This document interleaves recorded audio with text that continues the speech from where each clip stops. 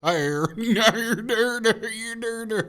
everyone. Welcome back to another episode of Bullshit and Video Games with Andy today. How you doing, man? I'm doing okay. I need to pick your brain extensively about Dungeons and Dragons. Okay. So it's something that I've always wanted to do, and there have been times in my life where I've literally sat for hours watching people play Dungeons and Dragons. Okay. But when that happened, I was a little kid. Okay. And I knew that they were playing a game, but I didn't understand. I was like, what are the rules to this game? How do people know what they're doing and what they're not doing? I don't see any information anywhere. I feel like that's a somewhat common response of people who watch D&D being played and they don't maybe have experience playing it themselves. How does this work? Yeah, exactly. I've heard people say that a lot, especially now that D&D online, video blog of people playing D&D is now a thing, apparently. Yeah, I've seen that. If you scroll down to the comments, you'll see people like, what's going on here? How do they know how to do that stuff? Yeah. So could you give a breakdown to somebody who's never played it before? I could attempt to. All right. Sorry for talking over you. No worries. That's always going to happen. Okay. I'd say D&D is collective storytelling kind of experience. It's got the escapism that you get with like a fantasy novel or a movie, which is, fantasy's huge these days. More and more people are into that. Everyone wants to escape this world. Well, I think a lot of people do. Like Game of Thrones is, massive. But you combine that with like the uncertainty that you might get in like watching a football game, say, because there's always an element of success or failure. There's a mechanic for most things, like say I'm the dungeon master. I create the world. I tell the story, and then the other players are characters. They're the heroes of the story.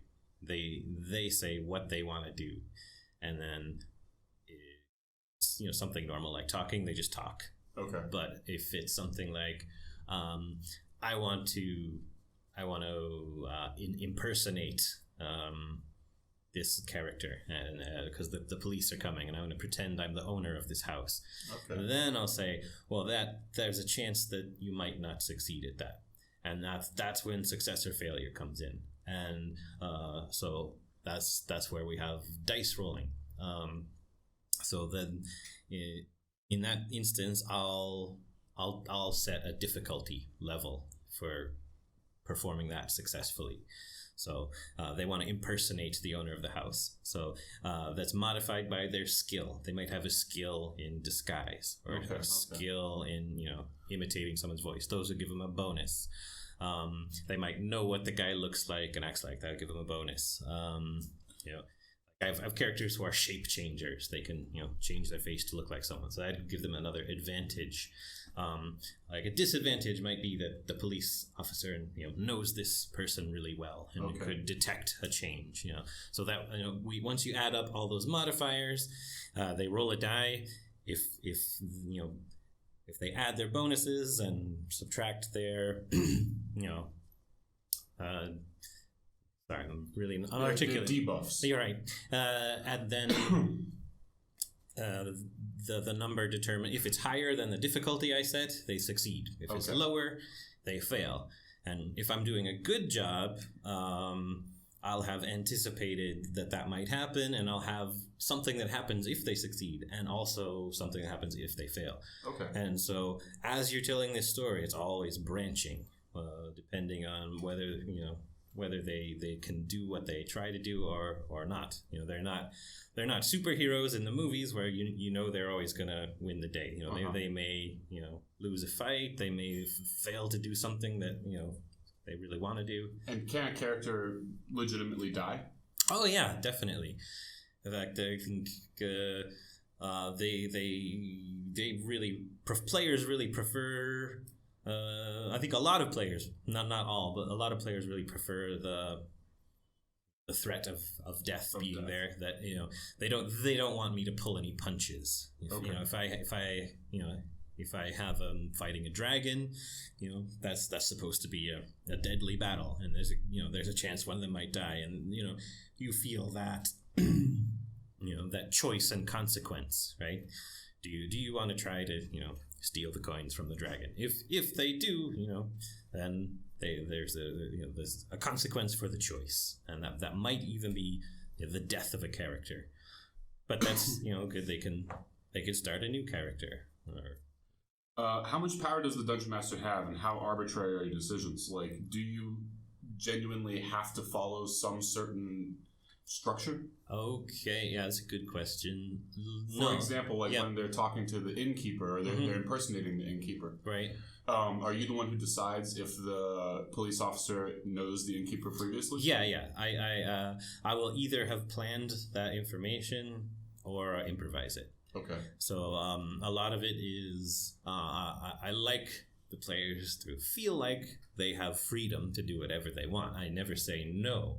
You ask them a lot, what do you want to do? Is the classic D&D question, and the players say, well, we want to go to this place, or we want to go do this thing, and I'll provide them with hooks that that are kind of like loops into adventure that they can choose to follow, and I'll have stuff prepared for those things, but they can also kind of head off into the wilderness if they choose. Okay. And what I did in my game is I made a newspaper that I wrote and printed out a bunch of newspaper stories about stuff that's happening in the town they're in. So they had various kind of intriguing events going on, and any of them are things they could pursue. And then this is my first serious game. I kind of foolishly guessed what I thought was the most interesting one, and I developed a couple of those. And then when I got to the game table, of course, they all immediately, oh, we want to go see this thing.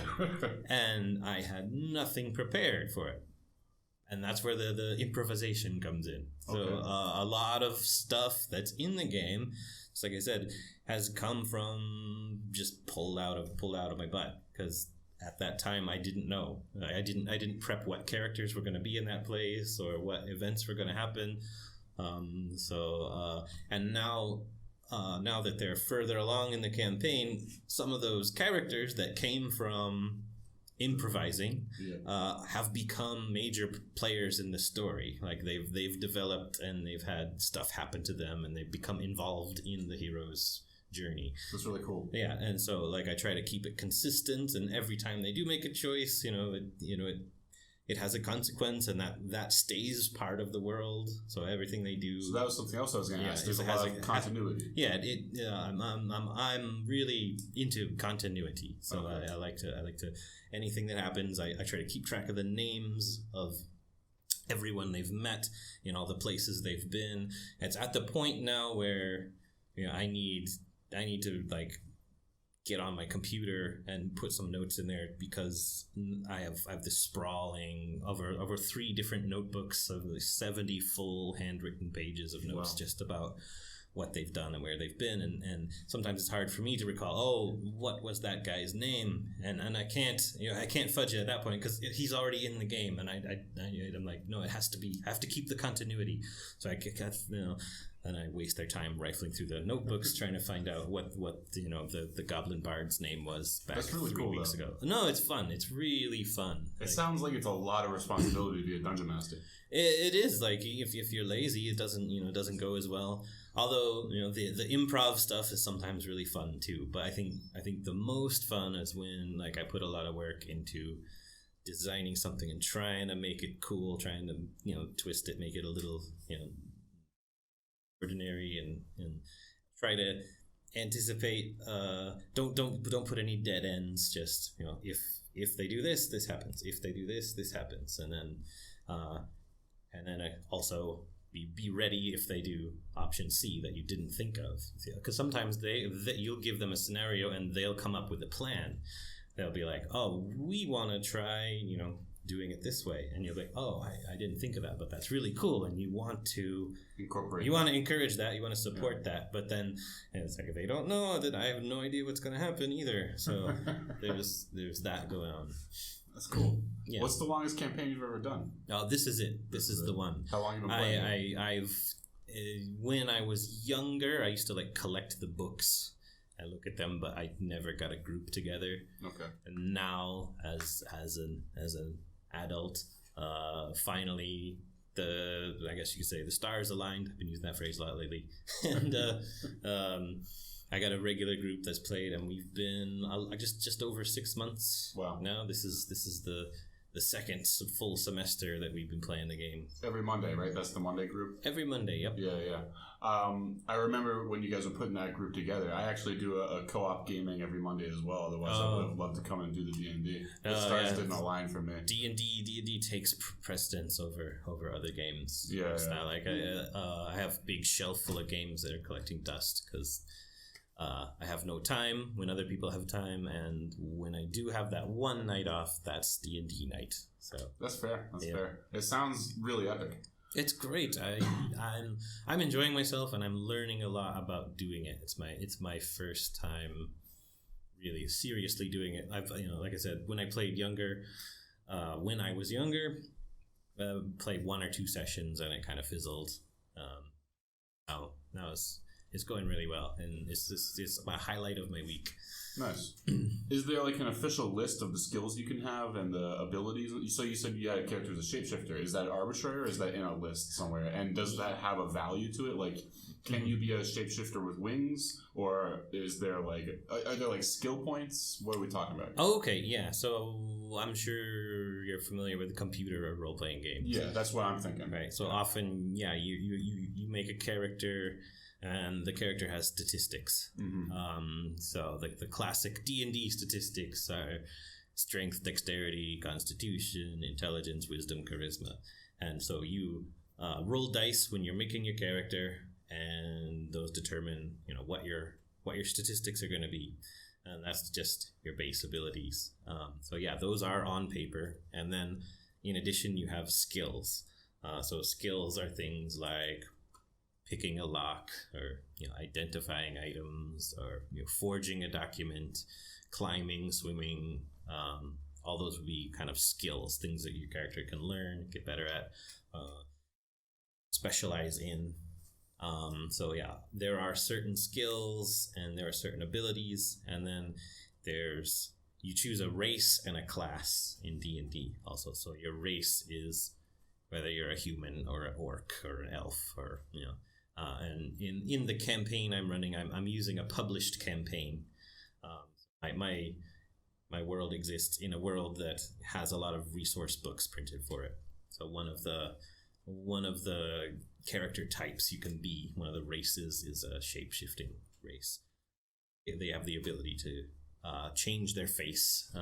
They can't grow wings, but they can impersonate another person of their size. Okay. Yeah. Another question I've always wondered is, can the characters separate?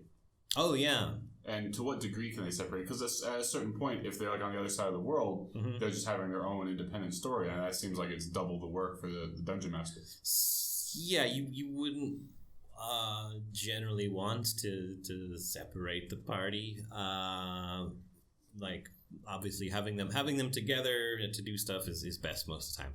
I have had situations where one character was separate from the party, and in that instance I took the character, took the player of that character into another room. Oh wow. And because what was happening to him was it was important that it was secret, that the other characters didn't know what it was yet. So I took him in the other room, and it turns out he took some drugs and got captured, and then irresponsible. Yeah, and then I brought him back, but he wasn't allowed to say what happened, and he was just he was gone, and it was the job of the other characters to find out what had happened and go rescue him.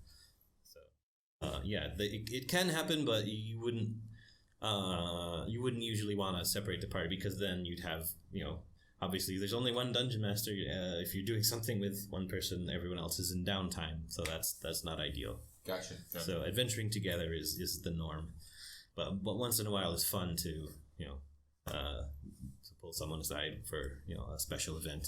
Okay. How so you, the dungeon master, you determine, I suppose, what the story is, right? Yeah. However, you're constantly interacting with the players who are attempting to make as much, attempting to have as much freedom of choice as possible. And so, if you, let's say, write a campaign that starts in a city and then goes to a mountain range and then goes to like a dungeon or something, but all your characters don't want to leave the city, you just continue playing in the city, or do you like force them to leave the city with some event maybe or something like that? Yeah. I mean, like I said, there are hooks, so you can encourage players that way by saying, oh, there's rumors that out in the mountains there's some powerful item or some evil force is rising that must be stopped, or whatever it is that you think might appeal to them. Yeah, you can try to hook them into an adventure that way.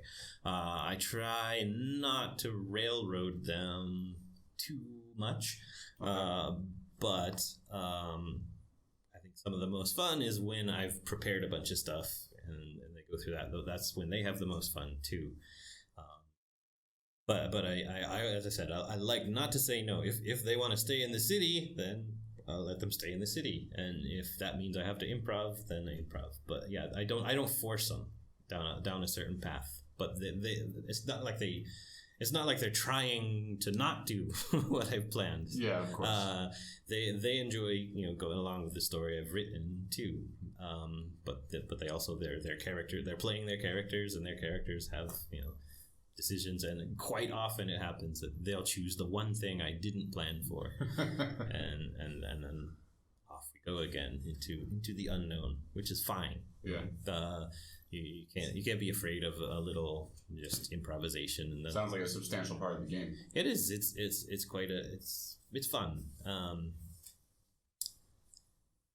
Cool. Yeah. I really want to play. I think I'm going to try to find a group when I go home. Okay. So I'll look online. There's got to be some forum or something where people are organizing D&D. I'm sure there is, especially with the kind of tools. With the interwebs, right? You can connect with people. And I was surprised how many people here seem really down to play. Yeah. Especially it's always scheduling. That's the problem. Yeah. We could probably get 100 people to play if the schedules weren't so bad. Just I think yesterday someone joined the board game group and they were asking, "Oh, what about D&D?" There's a lot of interest, but yeah, scheduling is tough. And once you get a group that's good, they may be like, we don't really want to change it, because it's working. Yeah, it's working, So organizing a raid in WoW is hard enough when everyone's at home on their computers, comfortable, and Yeah, I'm sure. Yeah. Going to a place for hours is difficult. So, what are some things that people wouldn't expect from D&D, or what are some things that people expect that isn't the case? Because how many of the people that you're playing with now played before? I think all of them have some experience with it. I have one player who has more experience in D&D than I do, for sure, and he knows the rules he knows the rules better than I do. Okay. So and he'll surprise me because I'll plan for something. I think one example I had, there was a fight happening, outside a bar, and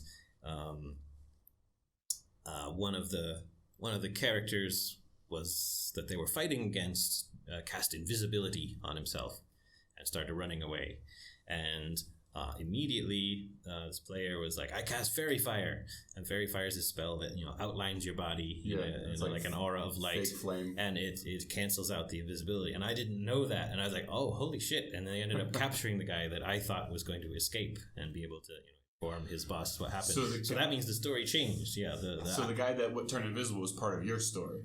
He was another player. He was opposing them. They were fighting them. Oh, okay. They were in a battle with these characters, And I thought this guy was going to get away and be able to report about the battle to his superiors.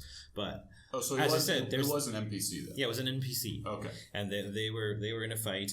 This guy cast invisibility and started running away. But he knew the counterspell for that immediately and cast it. And that, I was like, that was one of the, like I said, if I was writing the story myself, wouldn't have happened. But because I have players who are telling their own story and there's that uncertainty in what they're going to do and whether they succeed or fail, the story goes in places and directions that you don't expect, even though you're the boss of the story. And that's kind of cool. That is really cool. Yeah. So it's turn-based, or is there a degree of real-time to it? So give me the play-by-play here. You say, okay, this NPC turns invisible and goes to run away, and then is there like a time limit where one of them can cast a spell? So is there a distance between them? Short answer, yes. Okay. When you're in combat, it is turn-based. It is there's an order in which everyone takes their turns. And one turn represents 6 seconds of real time, so it's enough time to, if you're a low level character, that's enough time to make one attack, or cast a spell, or move 30 feet, or trip the guy running, or right, something like that. So you get whatever you could plausibly do in about 6 seconds. They can say, I want to do that. Moving 30 feet would be tough for me with 6 seconds. No, I could not run as fast as a D&D elf, enough for sure. But yeah, so it goes turn by turn, and then if you're not in combat, it's just you role playing. You're telling the story, which is real time ish, but you compress time. You say, we're gonna rest now, so they rest. You say, okay, 8 hours passed. You get all your spells back. You get all your hit points. Or they might even wait a month or something. They may go on a long journey, and if nothing happens to them on the trip, then you just say, okay, now you've arrived in the next city. So you compress time in that way. But real time and turn based is both. But it's not like a computer game. You have a lot of freedom with it. You're being crawled on right there. Oh, there you go, perfect shot. Yeah. I don't know what it was. It was tiny. I think it was a little baby spider. Oh, okay, good. Yeah. I'm glad he's dead. Yeah, me too. Fuck spiders. I'm not afraid of them. I just think they should all die. I definitely agree. I think yes. Like, I think that bees are frightening. I'm afraid of bees, but I don't think they should all die. Oh, okay. Yeah. Yellow jackets are bastards. Yeah, fuck them. I got stung a lot by yellow jackets. I got stung on the face by a hornet when I was a kid. That gave me a bad impression of them. I guess I get stung by more stings than the doctor could count. Damn. I was screaming and they're flying into my mouth, stinging my tongue of inside my cheeks. That's like a horror movie. No, that happened. That's horrible. Yeah, I was like 9 and I was standing up on a truck in a junkyard, and I didn't dare jump down. I was more afraid of heights than I was of the bees, but they were stinging the shit out of me. God damn. That's a tough experience. It's funny now. That's a good way to look at it. Yeah, yes. It is funny now. That's it. Pain plus distance equals comedy. Well, not to get too sidetracked from D&D. Oh, sure, sorry. but no, that's fine. That often happens. It's okay. I like going on tirades in this podcast. Mm-hmm. It leads to some very interesting places sometimes. But I firmly believe that there are some things in this world that we can just have extinct. Like, we don't need mosquitoes. I think that the food chain will adapt if we just make all mosquitoes extinct. I've actually heard that, and I don't know if this is bullshit, but I've heard from some people who are, they're like know-it-all type guys. Ah, yes. That they actually have the technology to do that now. Like, they have a genetic weapon that could remove mosquitoes from the earth. Well, they should do it. Launch some missiles. I think, they're just debating now whether they should or not. What if there's any like unseen ramifications of it? It feels like there's no possible ramification that would be as bad as millions of people dying of malaria.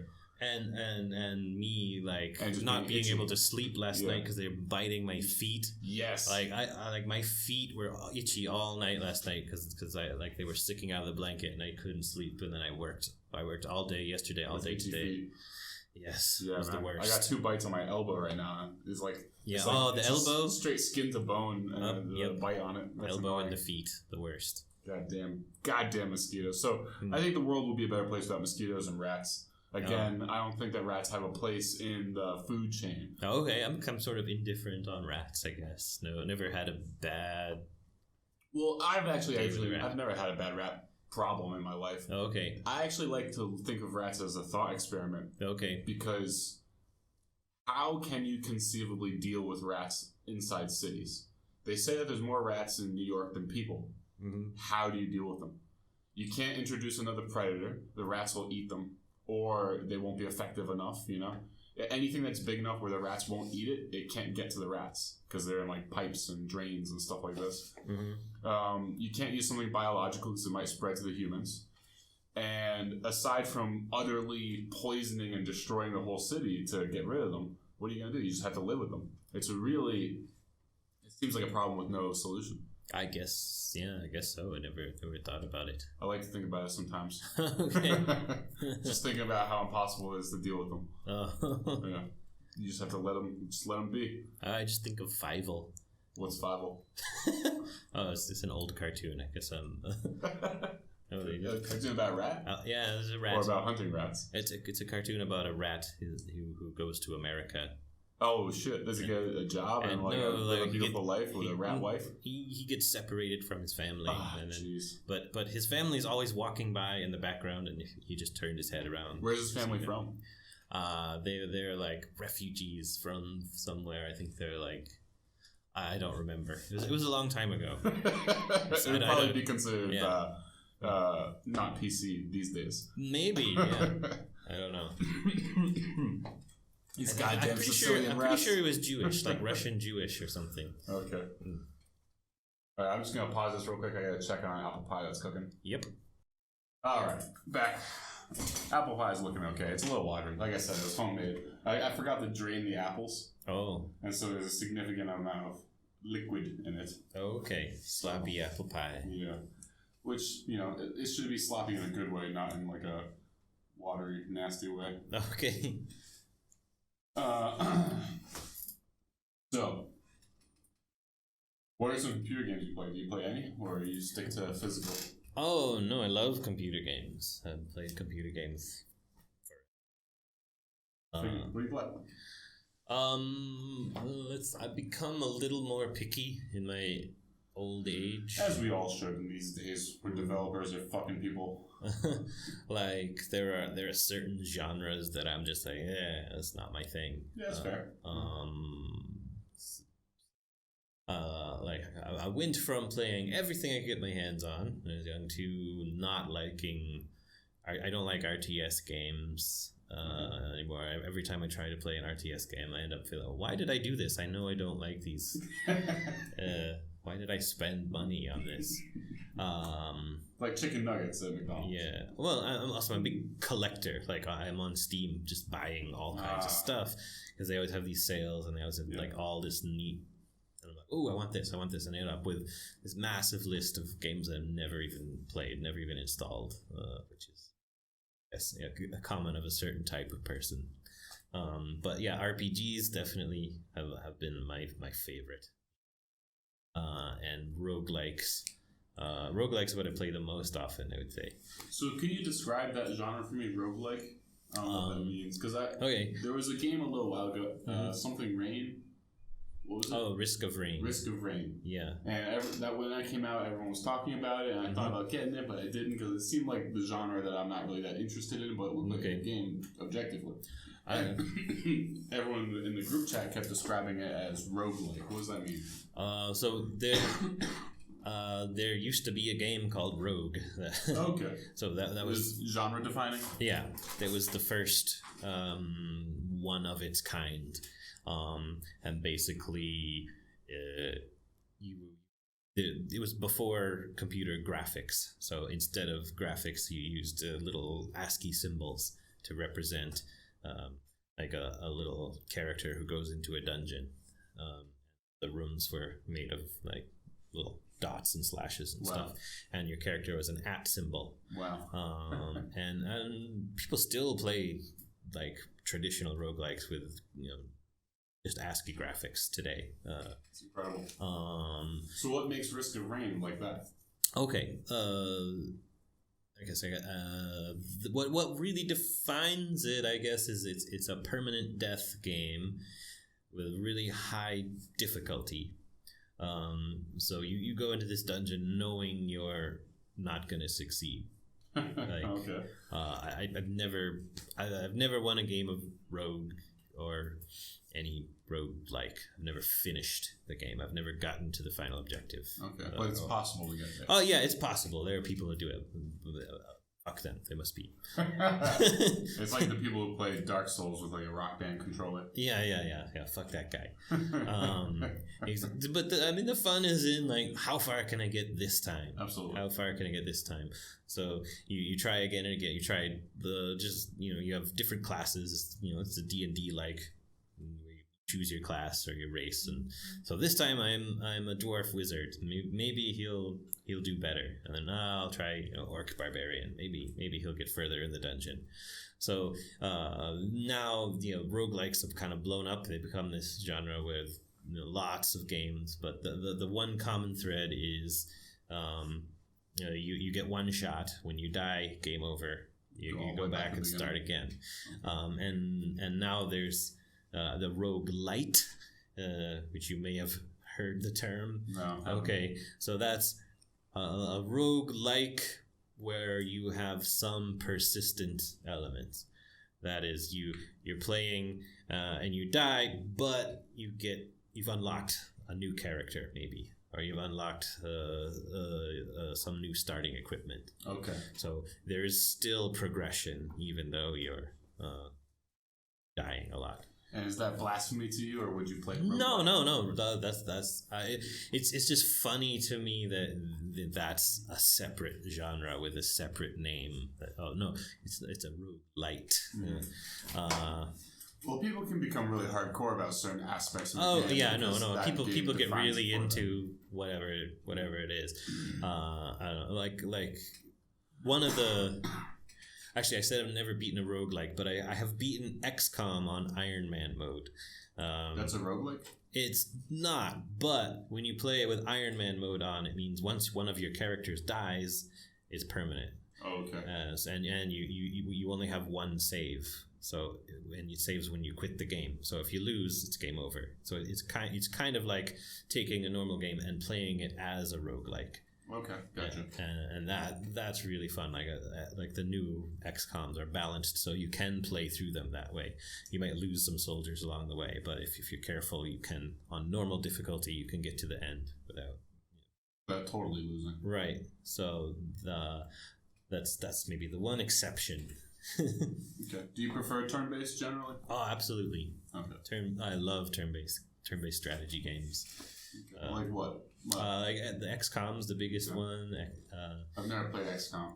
Oh, XCOM's brilliant. XCOM's so much fun. So you have this squad of soldiers. They're trying to repel an alien invasion, and they start with this meager equipment and technology. But as you send them out on these battles, and then they can pick up equipment and body parts from the aliens that drop, and they bring them back, and then you research those in your base, and you can build guns and new armor, and the next time you go out, you're a little bit tougher, and it's very addictive, and it's got the two different layers to it. You got the base strategy layer where you're planning where to go, what to do, and then you got when you go out on a mission, you're controlling your individual troops and going into cover and shooting and fighting aliens. It's very fun. So it's like I've seen videos of the combat before. Okay, but not long ones that explain it. It's sort of a cover based, turn based. Yeah. Where everyone takes turns, and I love turn based because I can just relax, take my time and think about exactly what I want to do. I can micromanage, I want this guy to go there, I want that guy to go over there, that I think I think an RTS game is way too stressful because everything's happening and it might be on multiple screens, and while this is happening, that's happening, and I gotta juggle all these concepts in mind, which to me it's just I get overwhelmed. I like the idea of real-time strategy, but I'm usually pretty bad at them. Oh, I'm terrible at it. I still like playing StarCraft, but I can't beat the computer still. I've been playing it for years. Okay. I can beat medium difficulty like 50% of the time. Okay. No, I would say that being bad at it is why I hate it, but then why do I play roguelikes? Because I always die when I play roguelikes, and I love it. It's you're marching to your doom happily every time. So it can't be just that I'm bad at it. It has to be something else there. I don't know. Yeah, absolutely. So what about things like Risk? Were you a big Risk player? I played turn-based strategy. Yeah, it's a bit simplistic, I think. Yeah, it's definitely is simplistic, and it's all about massing up those troops. I wasn't big into it.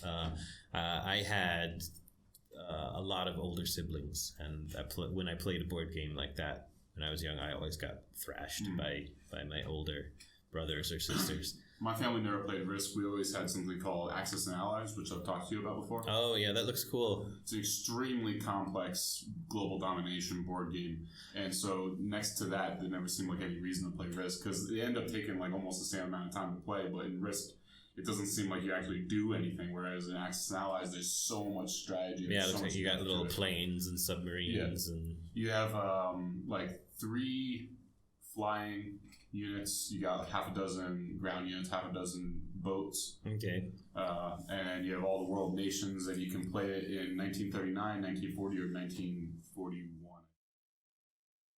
Yeah, I've definitely I've seen it, but I've never actually played it. I've never seen it like in the store. I've seen it, I've heard people talk about it, and I'm familiar with the basic idea, and it sounds like fun, but it's fantastic, yeah. Okay. I highly advise to anybody who likes board games, you should download something called AAA, which is a completely free, exact remake of Axis and Allies, but for the computer. Okay. It's literally just like a board game on your screen. Okay. And you're moving the pieces around and stuff, and it's totally free. You just get it from Google. It's like 100 megabytes less.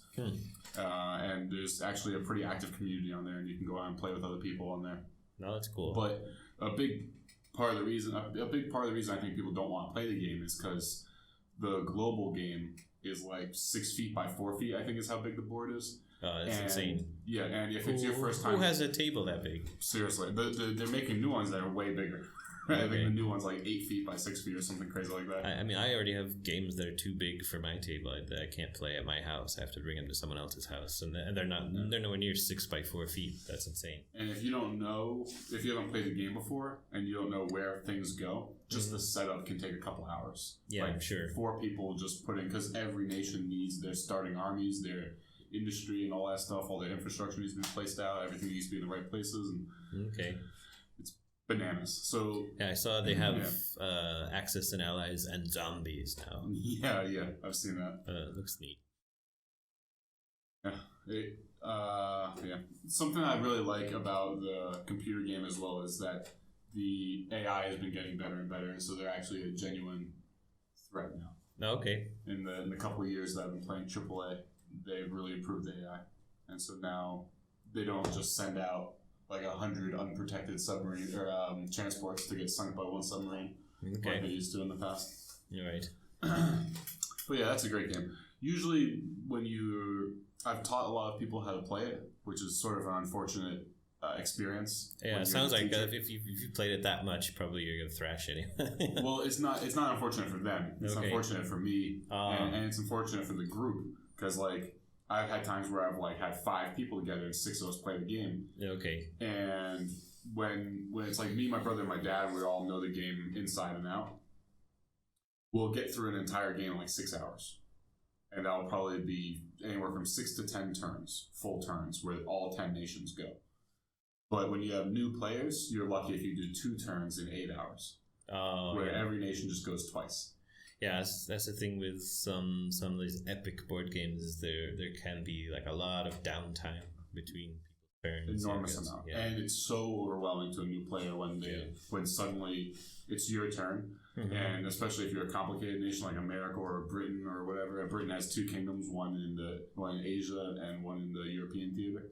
Okay. And so it's immediately overwhelming to them. Even if they've been thinking about what they're going to do for the last 40 minutes, they still are like, they have a little panic attack.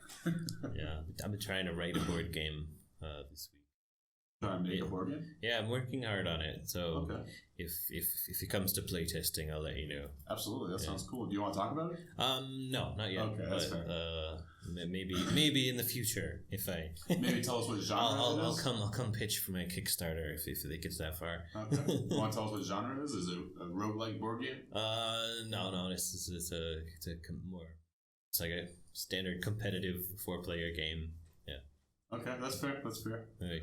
Yeah, I won't press. Okay. But definitely come back on and tell us about it later. Okay. Do you use any other platforms other than Steam? Like Good Old Games or anything like that? Yeah. I'm on GOG. They're good. So those are the big two on computer that I use, either GOG or Steam. Do you play much console gaming? Yeah. I've been into consoles forever too. So I'm not one or the other. I say I'm an omni gamer. Yeah, that's fair. I play consoles and so I have a PS4 in my house and I have the 60 that once in a while is fired up. The 360s in China. They're all hacked. Yeah, they're all cracked, yeah. And they come with a giant hard drive full of games. Yeah, or at least the city I used to live in, you could just go buy discs, and the copy discs were three kwai each. Yeah. So you could go there and it's whatever, you just go through. And it was interesting because there's games I never would have thought about buying, but I'm just like, it's 3 kwai, let's buy it. Just give me this and this, whatever. And then once in a while you find, this is actually not that bad. How many of them are in English though? Like half of them are Chinese? Most are English. 30% are in Japanese. Not many are in Chinese. There are some in Japanese, but quite a few are in English because, console games were actually banned here. Yes. That recently got changed. Was that like last year? Yeah, just last year they finally changed. So I don't know if they're making native games now in the mainland China. But yeah, it used to be that the consoles were banned. So if you were a Chinese gamer, you had to learn either English or Japanese if you were serious about it. Yeah, consoles. Yep. Yeah. Do you think that consoles can be popular here with net bars? I mean, I remember one of the times I was in a net bar, I actually tried to do the calculation, how much would it cost me to have this computer in my house with this setup. It was an incredibly expensive setup. We were talking about super high-end computers. And you're paying, 3-5 kwai an hour? So, yeah, I think if you're a young Chinese person, it'd be really hard to justify buying a computer. Interesting. I don't know that much about net bars. I guess never. You've never been to one? No. Oh wow! So we used to go there quite frequently my first 2 years here, and then they banned foreigners from going there. I heard that ban was lifted a little while ago, so now you can go there with your passport. I see. But for the first few years I was here, you'd go in, and there would always. It didn't matter if you were there every single week. Okay. They'd be like, "Who are you?" And I'm like, "Look, I was here last week. I don't look like anyone else. You definitely remember me." And then they'd go into this drawer of IDs, just like Chinese IDs, and they just pick one at random. Like, "You're this person today," and they'd scan that ID, and they'd be like, "Okay, go to that computer," and they'll give you a login number. No, okay. So you had to have a Chinese ID to use the computers. That's what they changed, I guess. Oh, okay. No, I've always had my own PC at home. My laptop used to be a really good one, and about 5 years ago. That's fair. But I still play pretty much. A lot of the games I play are, like I said, they're not graphics intensive. They're just like indie roguelike game, really simple. That's good. I have a extraordinary monk-like patience with video games, and so if a video game comes out and it's very graphically intensive, I have no problem waiting 4 or 5 years until a reasonably priced computer will play that game. I can see that. No, I think I don't mind waiting. There's not that many IPs that I'm super excited about where I have to have it day one anymore. That doesn't really... I was super excited about Doom 2016. I just played it like 6 months ago. Oh, nice. Yeah. And that was a fucking great game if you like first-person shooters. It was fantastic. Okay. No, I think I'm like that with Dark Souls. If they make a new Dark Souls, I'm like, I gotta have it. I don't care what it costs. And if they make like an XCOM 3, I'll be chomping at the bit to get at that, but I don't usually get that excited about most things that come out. Happen, and once every 2 years, a game will come that I'm like, I gotta have it now. Well, has there been a game that's just disappointed you beyond belief? Disappointed? Where you were so excited about it and then you were crushed? That was Spore for me. I was so excited about Spore. Oh, okay. And then it just stepped right on my balls. Nothing comes to mind. I feel like I was talking the other day with someone about how epic space games never deliver on their hype. Never deliver. But I'm so used to that I mean I don't ever believe the hype anymore. Like when Mass Effect came out and people were like, "It's you can't really explore the planets." I was like, "Well, yeah, but it's great. It's fun." Of course, it's not what they said. It never is. And then when No Man's Sky came out, the fans were a lot of fans were so upset. And I didn't let myself get upset about that. I was like, "Oh, come on." It's still really fun. I mean, it's not what they promised, but it's an epic space game. There's never been an epic space game that delivered 100% what they said. It's all because of Spore. Spore broke my heart, and I won't allow myself to love again. Okay. Yeah, man. I had such high expectations, and colonizing planets and like dropping species on the planets and affecting their evolution, stuff like that. None of that shit exists in the game. Is that a Peter Molyneux game? The guy who made Sims, so I'm not sure if that's the right guy. Oh, okay. The guy who made Sims and SimCity and all that. Okay. I forget his name. He used to be famous, and now I don't want to remember him anymore. Spore was such garbage. Oh no, he's the guy that designed Fable. Oh, okay. Fable, I hate that game. I agree. That's so such a piece of shit. That guy, it's Peter Molyneux. He's the designer. He's such an asswipe. This is going to be revolutionary. This is going to change the face of gaming. And you play it, and it's like, no, this is dumb. Yeah, it's a shitty RPG. Yeah. I can't. Oh man! I guess maybe the first Fable was disappointing. That was what 20 years ago now. Dating myself. Anyway. Do you think that those space games can they ever deliver? I mean, just the hardware will never be there, I feel like. I don't know. The latest one that has a lot of hype behind it is Star Citizen. Yep, Star Citizen. It's been in production for like a zillion years, right? And they keep reaching stretch goals. Yeah, I feel like that's going to be the same. I actually that was really super disappointing because I backed it. I paid them. Oh wow! And it didn't run at all. Just would not launch on my PC. So I was like, well, it's the thought that counts, I guess. I tried to get into StarMade, which is like Minecraft in space, basically. Oh, okay. And they had a demo that allowed you to have a full game, but there was some feature missing, like multiplayer or something like that. You could only play by yourself or something along those lines. But there's virtually nothing to do in the world except build a spaceship. And so since I'm playing in single player, I just use like the sandbox cheats in the game.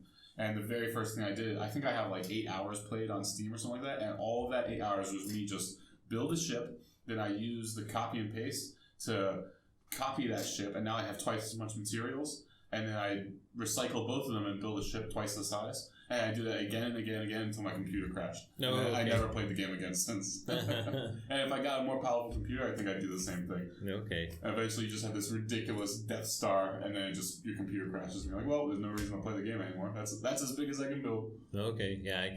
I played Minecraft for a little while. I didn't get obsessed with it, but... Yeah, I've thankfully avoided Minecraft. I love building games, maybe to a fault, because I play games like Factorio, where you're literally just building a factory.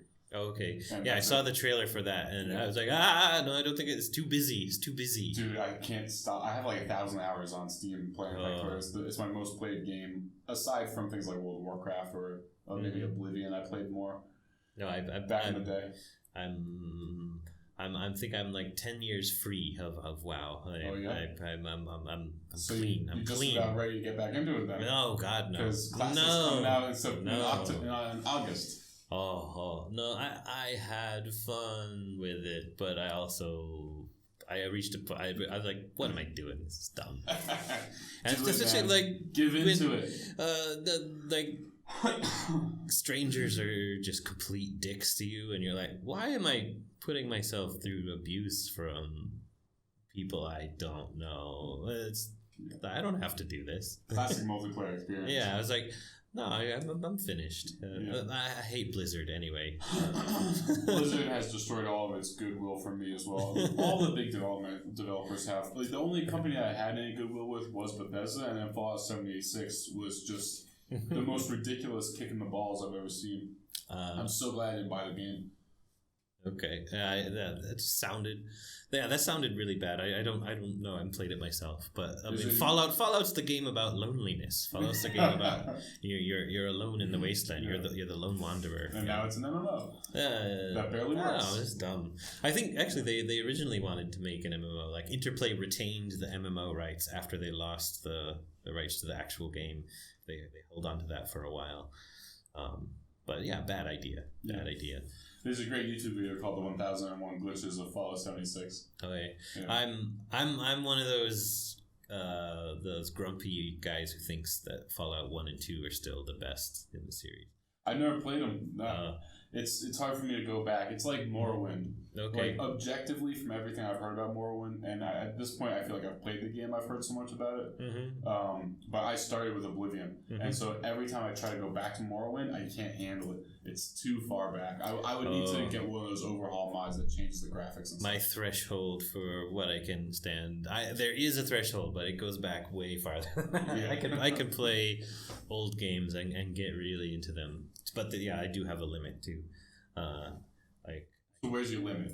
I can't stand the old Vikings. No, like grid-based RPGs. Oh, okay. Where it's like a 3D perspective, but you move by squares and there's no animation, so you have to map it out yourself on graph paper to know where you are, and then there's like traps in the game where you get turned around and stuff. That's I'm like, nope, that's the end of fun for me. It's not fun. I actually haven't heard about that before. Yeah.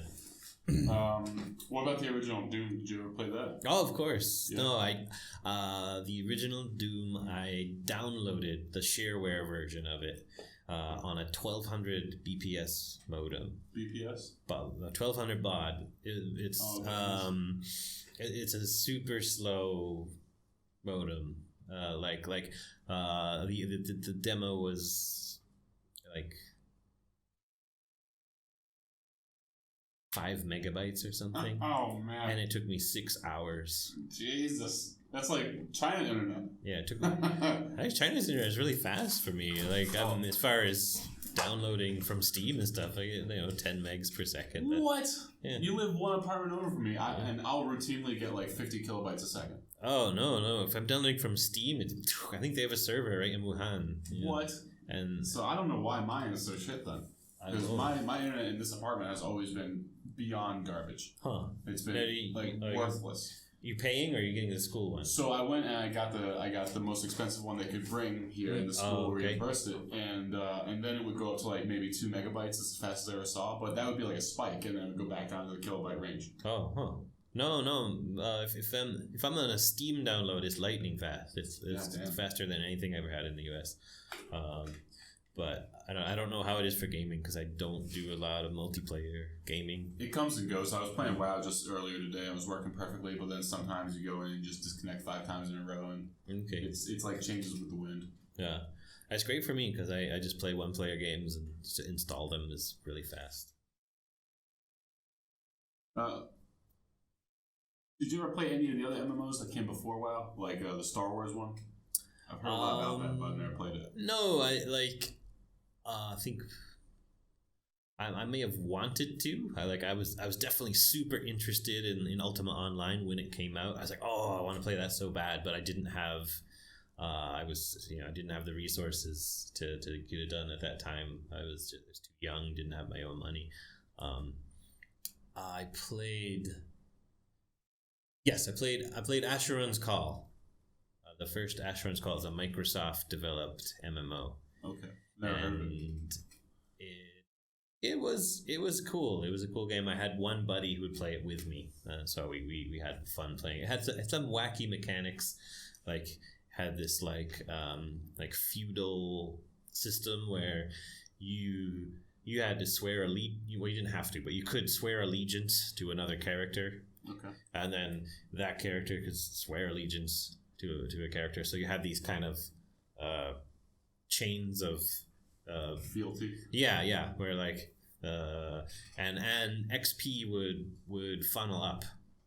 So if you earned XP, you had a statistic that was like your loyalty, whatever, and the more loyalty you had, the more XP you earned would go up to the next level, like a pyramid scheme. Okay. So if you had enough followers and they had enough followers, and then if you were building at the top of the pyramid, like you'd be getting funneled all this XP and you could level up, and it had an insane level cap. It was like a level cap that was so high that no one in the world had found it yet for like the first few years of playing. Like if you have pyramid schemes leveling people. Then no, it's a crazy Ponzi scheme MMO. Yeah, sounds great. And if you died, you had this experience penalty. I don't remember, actually. I shouldn't even talk about it because I don't remember well enough to describe it.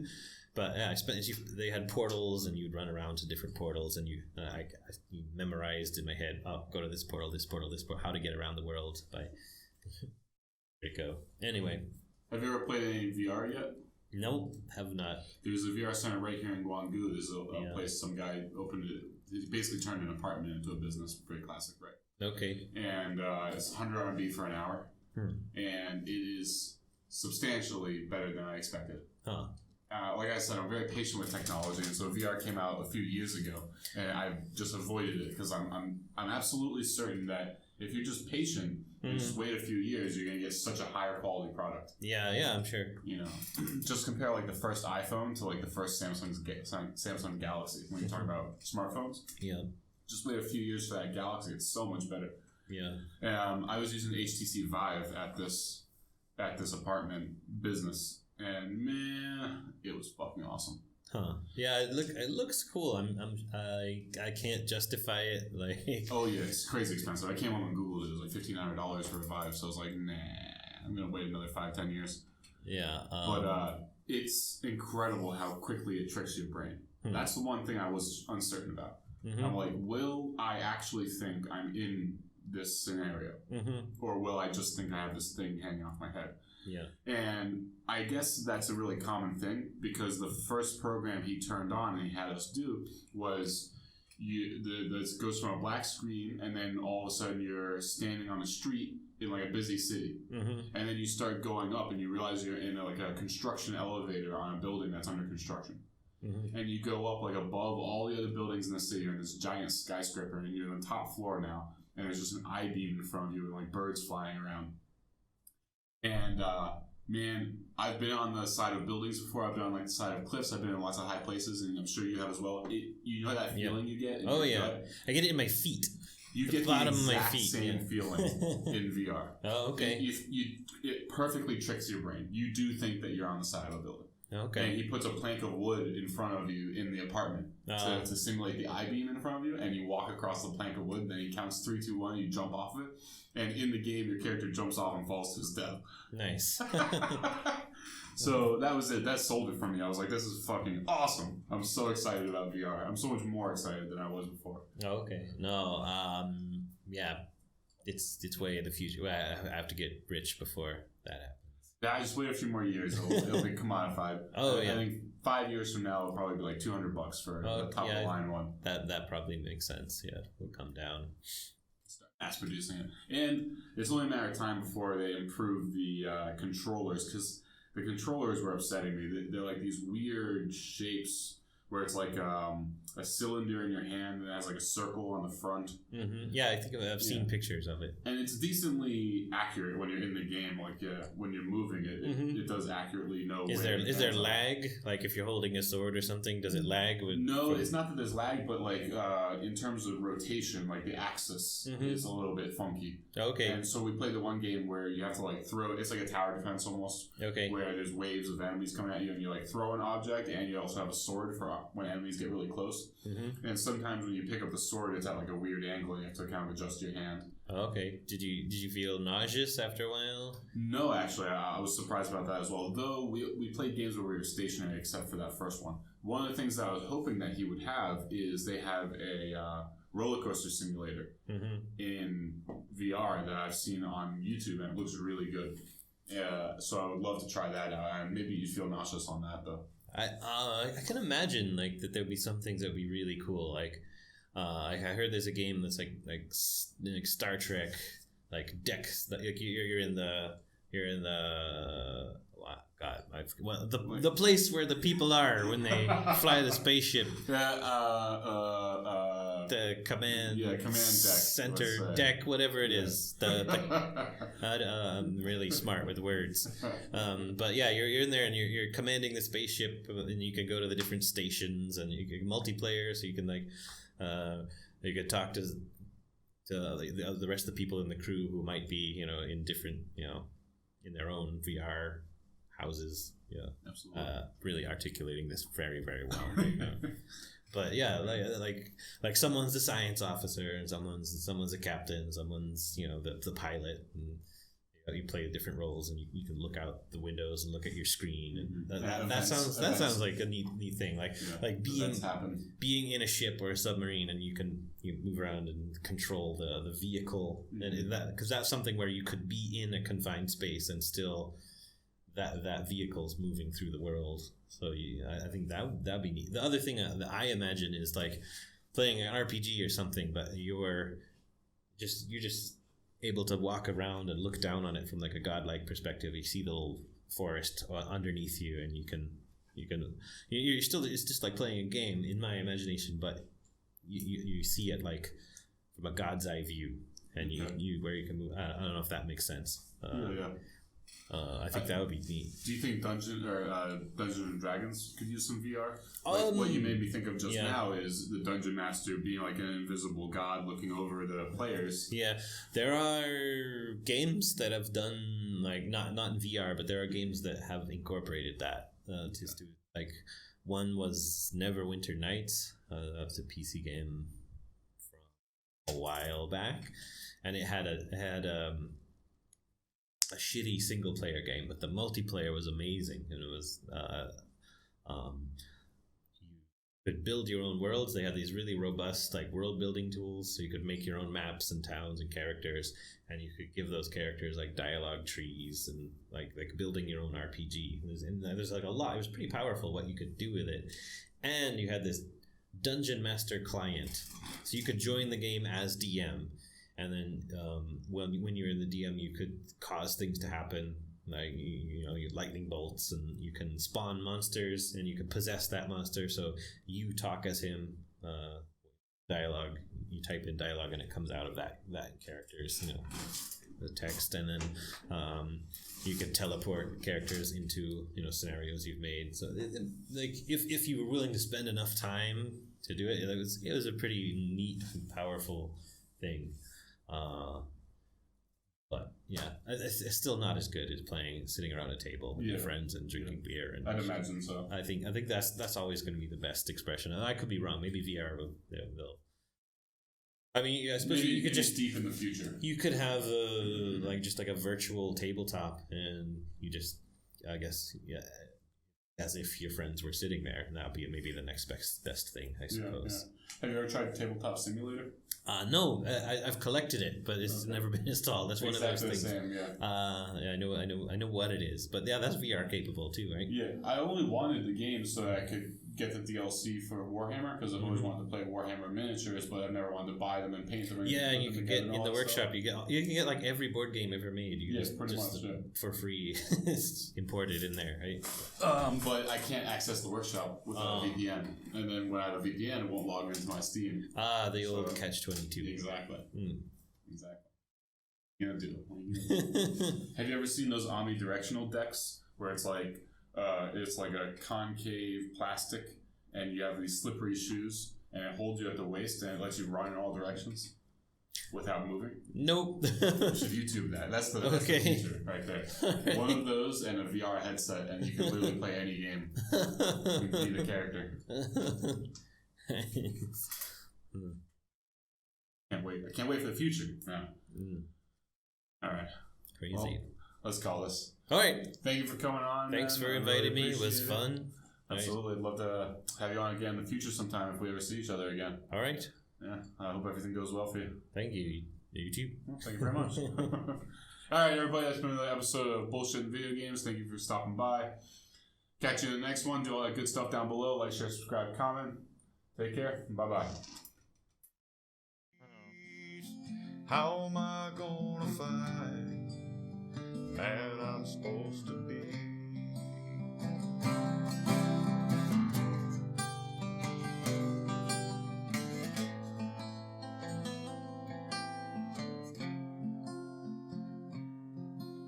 The man I am ain't the